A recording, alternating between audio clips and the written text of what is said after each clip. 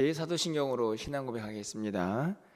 전능하사 천지를 만드신 하나님 아버지를 내가 믿사오며 그 외아들 우리 주 예수 그리스도를 믿사오니 이는 성령으로 잉태하사 동정녀 마리아에게 나시고 본디오 빌라도에게 고난을 받으사 십자가에 못 박혀 죽으시고 장사한 지 사흘 만에 죽은 자 가운데서 다시 살아나시며 하늘에 오르사 전능하신 하나님 우편에 앉아 계시다가 저리로서 산자와 죽은 자를 심판하러 오시리라.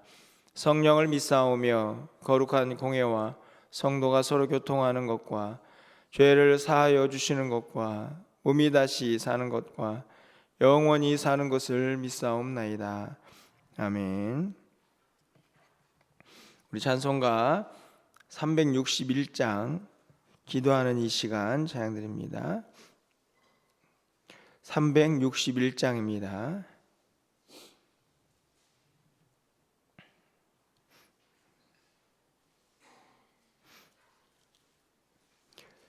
기도하는 이 시간 주께 무릎 꿇고 우리 구세주 앞에 다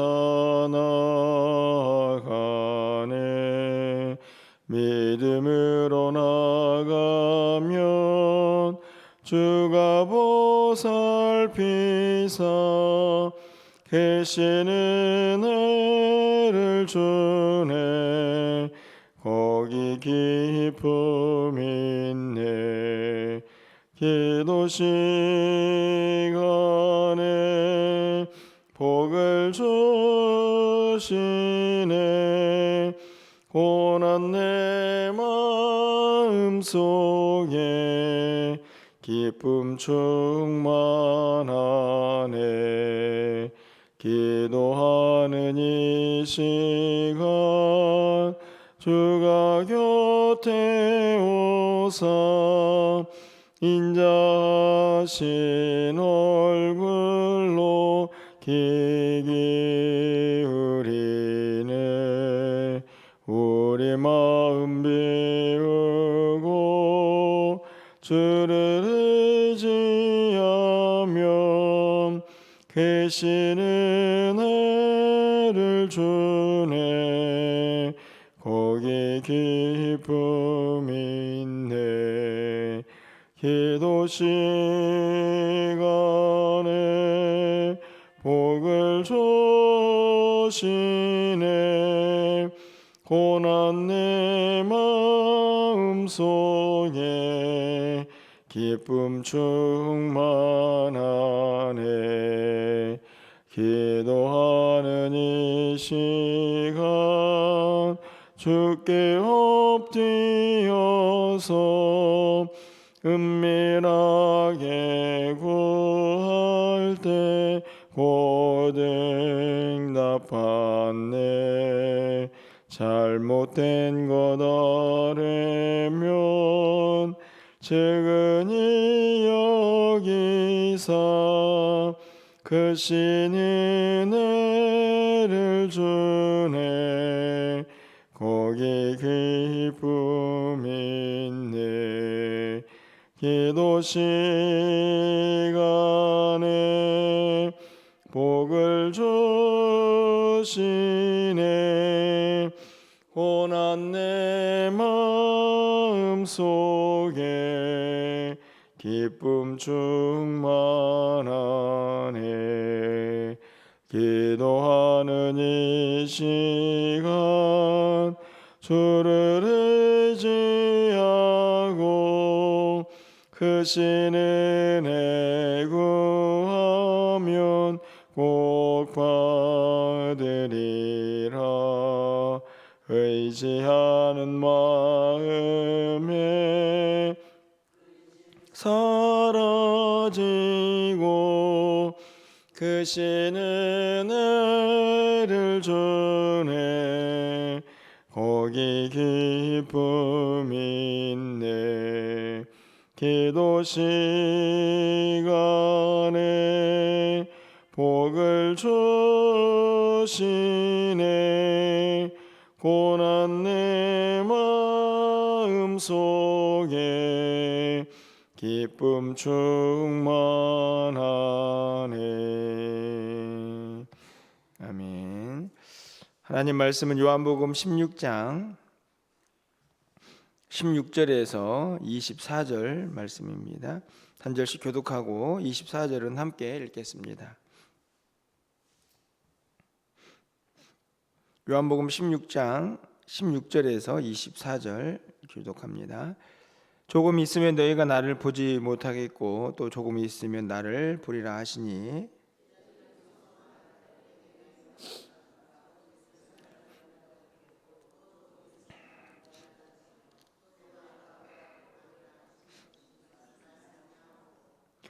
또 말하되 조금 있으면이라 하신 말씀이 무슨 말씀이냐 무엇을 말씀하시는지 알지 못하노라 하거늘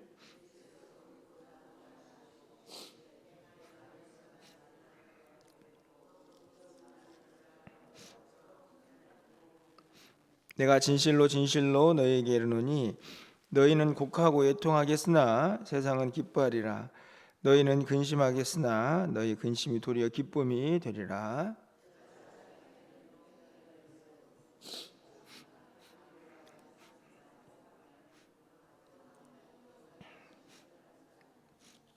지금은 너희가 근심하나 내가 다시 너희를 보리니 너희 마음이 기쁠 것이요 너희 기쁨을 빼앗을 자가 없으리라.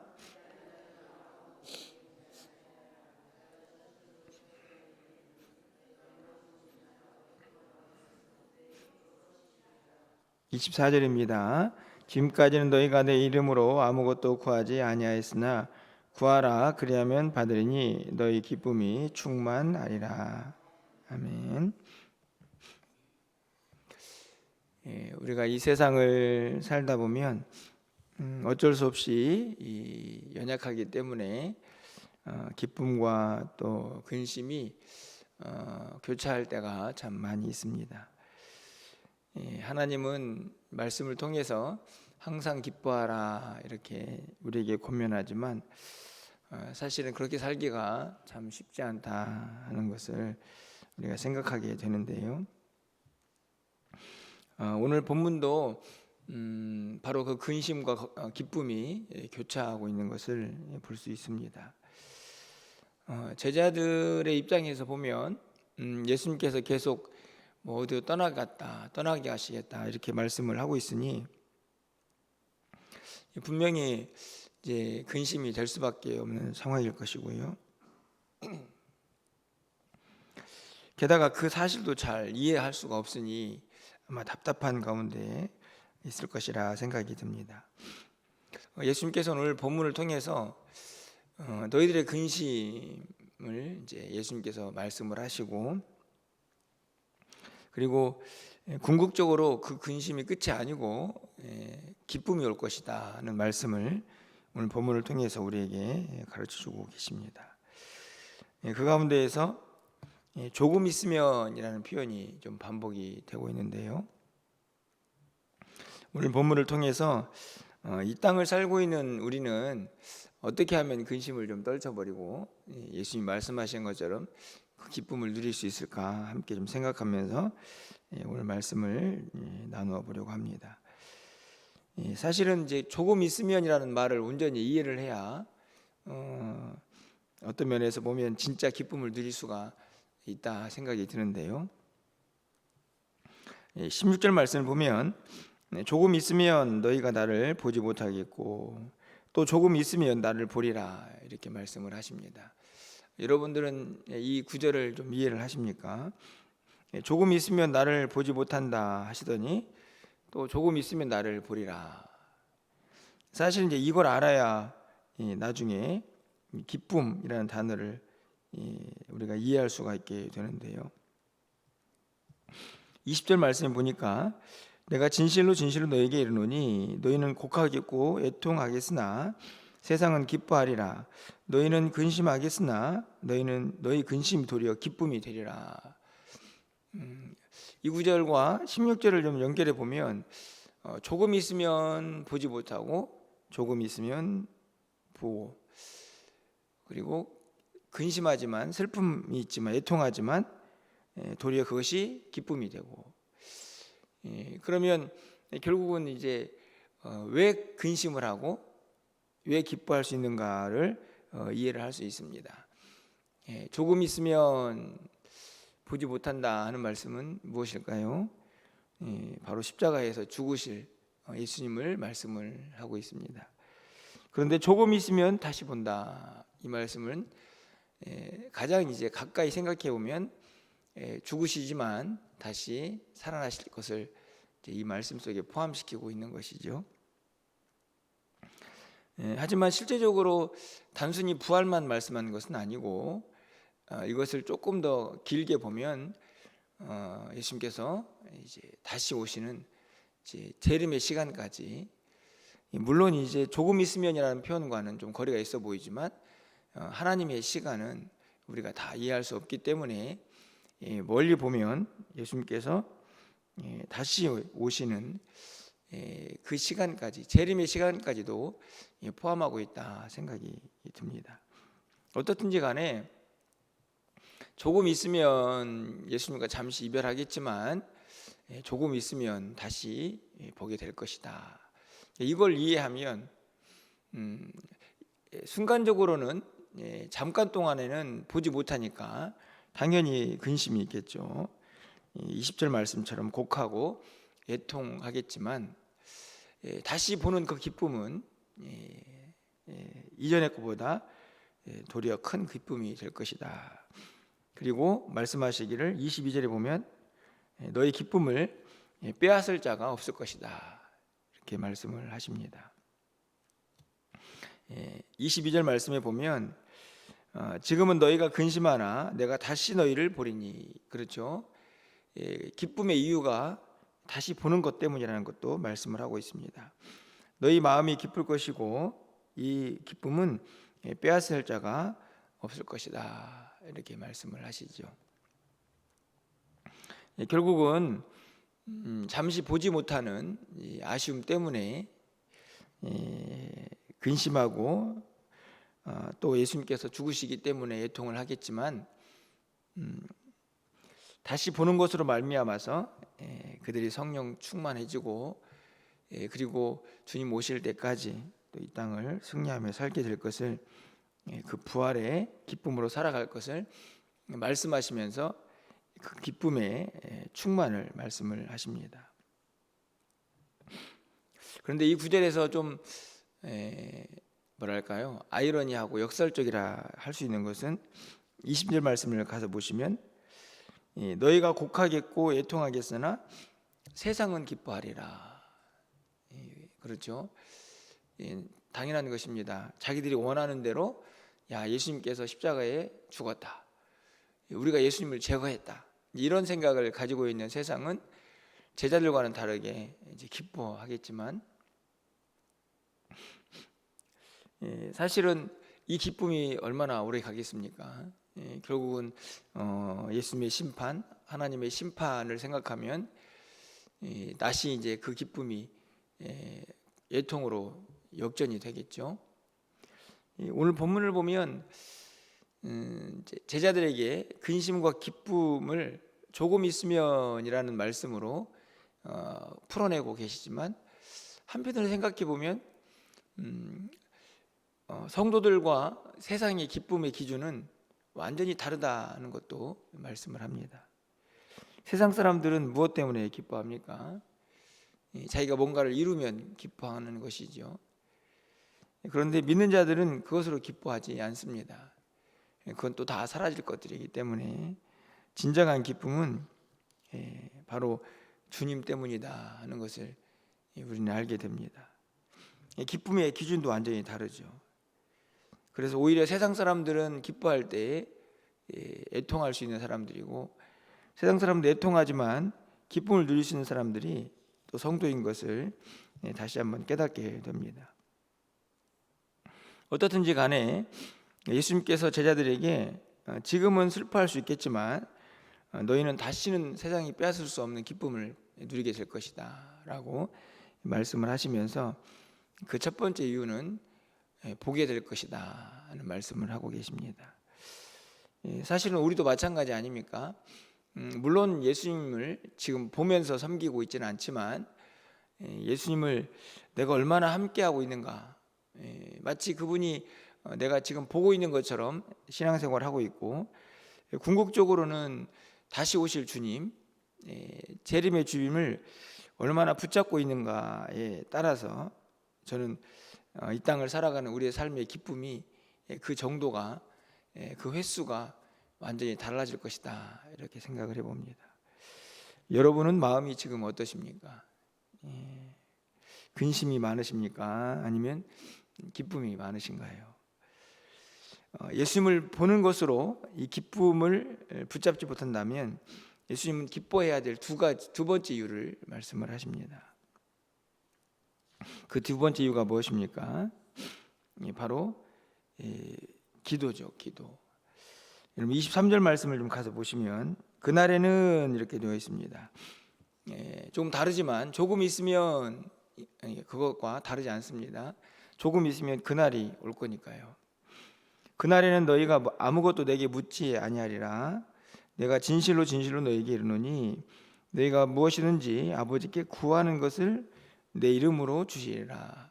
쉽게 말하면 이제 내 이름으로 구할 때가 올 텐데, 그때가 되면 아버지가 다 주실 것이다. 여기서도 매우 중요한 기도의 원리가 나오죠. 기도의 응답은 아버지가 하시는 것이고, 기도의 어떤 과정이라고 해야 되나요? 아버지께 나아가는 기도는 예수님의 이름으로 합니다. 그래서 우리가 기도할 때 하나님 아버지를 부르지만 맨 마지막에는 어떻게 기도하십니까? 예수의 이름으로 기도하시죠. 바로 이 이유 때문인데, 결국은 하나님 앞에 나아가는 기도는 누가 통로가 되어야 하냐면 우리를 위해 죽으신 예수님이라는 사실을 분명히 말씀을 하고 있습니다. 근데 그게 끝이 아니죠. 그렇게 구할 때가 올 텐데, 그날이 되면 예수님께서 부활하신 후에 이제 중보자의 자리에 완전히 올라가셨을 때, 그때의 모습입니다. 지금 우리가 예수님의 이름으로 구하고 있는 것과 다르지 않죠. 그러면 어떻게 될 것인가? 24절 말씀을 우리 마지막으로 함께 좀 읽어보겠습니다. 24절입니다. 지금까지는 너희가 내 이름으로 아무것도 구하지 아니하였으나 구하라, 그리하면 받으리니 너희 기쁨이 충만하리라. 여러분 이 말씀을 믿으십니까? 믿어야 충만해지는 거죠. 아이고, 예수님한테 맨날 기도해도 뭘 응답하십니까? 라고 생각한다면 우리의 근심은 절대로 사라질 수 없습니다. 믿는 많은 사람들이 왜 얼굴에 기쁨이 없는가? 저는 오늘 이 두 가지 이유 때문이라고 생각합니다. 지금 예수님의 십자가의 죽음과 제자들의 어떤 근심, 그리고 다시 부활하실 것, 더 나아가서는 다시 오실 것을 말씀하고 있는데, 실제적으로 여기에 말씀하는 기쁨의 두 가지 이유, 본다, 기도하면 얻는다, 이 두 가지가 오늘 우리에게도 그대로 적용이 된다고 저는 확신합니다. 예수님을 얼마나 내가 믿음으로 고백하고 있는가가 첫 번째 우리의 기도의 또 기쁨의 이유이고, 두 번째로는 기도할 수 있기 때문에, 기도하면 하나님이 들으신다는 믿음이 있기 때문에 우리가 기쁨을 누릴 수 있다 하는 것입니다. 분명히 말씀하고 계시죠. 구하라, 그리하면 받으리니 너의 기쁨이 충만하리라. 말씀하셨습니다. 여기에 보면 어떤 조건도 없습니다. 구하면 됩니다. 그러면 받습니다. 그러면 기쁨이 충만합니다. 그럼 거꾸로 한번 말씀을 읽어보시죠. 왜 우리는 기쁨이 충만하지 못하는가? 결국은 받지 못하는데, 왜 받지 못하는가? 구하지 않기 때문입니다. 이렇게 말씀을 드리면 마치 말장난하는 것처럼 여기실지도 모르겠는데, 말장난하는 게 아니고 믿음을 말씀을 드리는 것입니다.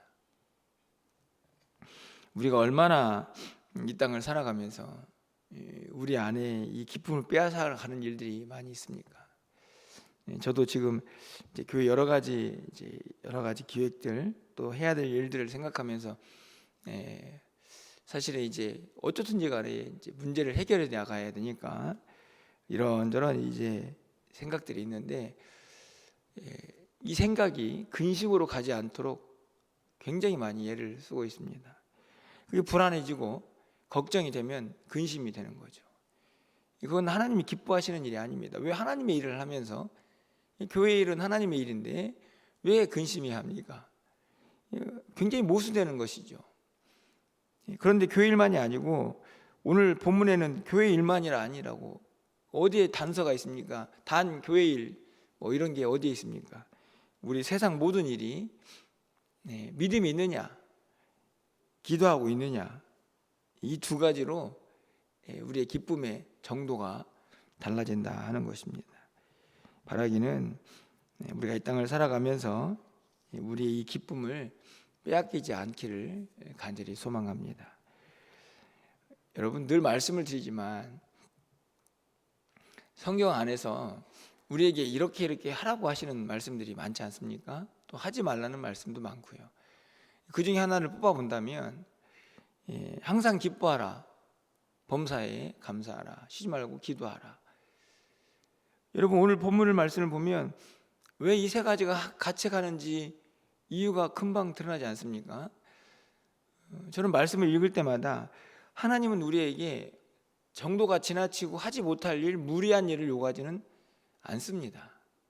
그 이유는 뭐냐면 계속해서 그걸 할 수 있는 방법도 가르쳐 주시고 할 수 있는 능력도 주시겠다고 약속하기 때문이죠. 여러분은 말씀을 읽으시면서 어떻게 이해를 하시는지 모르겠지만 저는 그렇게 이해합니다. 야, 하나님은 우리에게 하지 말라는 것도 많고 하라는 것도 참 많죠. 그런데 그 말씀을 하시면서 항상 말씀을 보면 니들끼리 알아서 해라, 네 힘으로 해라, 이런 구절은 없습니다. 내가 힘 줄게. 오늘 본문도 마찬가지죠. 항상 기뻐하라. 아니, 어떻게 사람이 항상 기뻐합니까? 근데 오늘 본문 보면 기도하면 받을 것이니까 그럼 기쁨이 충만할 거고,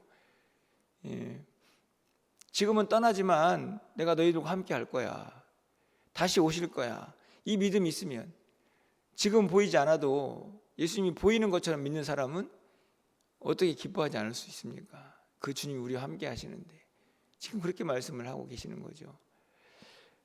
오늘 이 말씀이 그냥 하나님 말씀 속에 갇혀있는 이 책 속에 있는 말씀이 아니고 늘 드리는 말씀이지만 여러분의 믿음의 고백이 되기를 간절히 소망합니다. 여러분을 어렵게 하고 힘들게 하고 불안하게 하고 근심하게 하고 있는 모든 것들을 기쁨으로 변화시킬 수 있는 믿음이 우리 모두에게 있기를 소망합니다. 이미 어떻게 하면 기뻐할 수 있을지를 다 가르쳐 주셨습니다. 그것을 누리고 그것을 우리의 삶에서 경험하는 것은 우리의 몫입니다. 그것까지도 하나님께 맡기지 마시고 이미 다 가르쳐 주신 기쁨의 원천과 그 이유를 우리 모두가 오늘은 누리면서 살아갈 수 있기를 소망하고, 그래서 여러분 안에 있는 모든 근심과 걱정이 오늘 말씀을 통해서 다 사라지고 기쁨이 충만한 한날의 삶이 되시기를 주님의 이름으로 간절히 축원합니다. 기도하겠습니다. 사랑의 하나님, 항상 기뻐하라 하시는 말씀을 듣습니다. 너무나 잘 알고 있는 말씀인데 그 말씀을 들을 때마다 어떻게 인간이 항상 기뻐할 수 있습니까? 우리 안에 얼마나 많은 근심과 걱정이 있습니까? 이렇게 반문하는 우리의 연약함을 고백합니다. 하지만 오늘 본문에 있는 말씀을 보면 우리가 기뻐해야 될 이유가 너무나 분명하지 않습니까? 예수님을 모시고 그분을 믿는 믿음이 있어서 우리가 주님과 함께하기에 기뻐해야 하고, 또한 기도하면 받을 것이니 기쁨이 충만할 것이라는 말씀 우리에게 함께하고 있으니 우리가 기뻐해야 한다는 사실을 다시 한번 이 아침에 믿음으로 붙잡게 하여 주시옵소서. 우리 안에 밀려오는 많은 근심과 불안들은 다 주님께 맡기고 우리의 모든 삶을 주관하실 그 주님 앞에 기쁨이 충만한 삶을 항상 살아낼 수 있는 믿음의 사람들 되게 하여 주시옵소서. 오늘도 기도하는 우리의 마음속에 우리를 불안하게 하고 근심하게 하는 것이 무엇입니까? 혹시나 하나님의 일을 감당하면서도 걱정하고 또 근심하고 있지는 않습니까? 용서하여 주시고 오늘 말씀처럼 우리 안에 기쁨이 충만한 삶을 날마다 살아갈 수 있는 우리 모두가 되게 하여 주시옵소서. 오늘 한 날 우리의 모든 삶에 기쁨이 충만하기를 원합니다. 우리를 가두고 있는 모든 걱정과 근심, 염려, 불안을 다 제거하시고 성령의 충만함으로 기쁨이 충만한 삶을 살아갈 수 있는 우리 모두가 되게 하여 주시옵소서. 기도할 때 응답하여 주셔서 말씀하여 주셔서 우리 안에 있는 모든 슬픔과 어둠들이 다 사라지는 기쁨의 시간이 오늘 이 기도의 시간 되게 하여 주시옵소서. 오늘 저녁에 있을 수요예배 가운데도 함께 하시고 오늘 한날 우리의 모든 삶을 주관하여 주셔서 우리가 행하고 만나고 말하고 있는 모든 것들이 주님의 뜻대로 이루어지게 하여 주시옵소서. 하늘문을 활짝 열어주시고 기도의 응답이 있는 이 아침 되기를 간절히 소망하고 우리 주 예수 그리스도의 이름으로 기도합나이다. 아멘.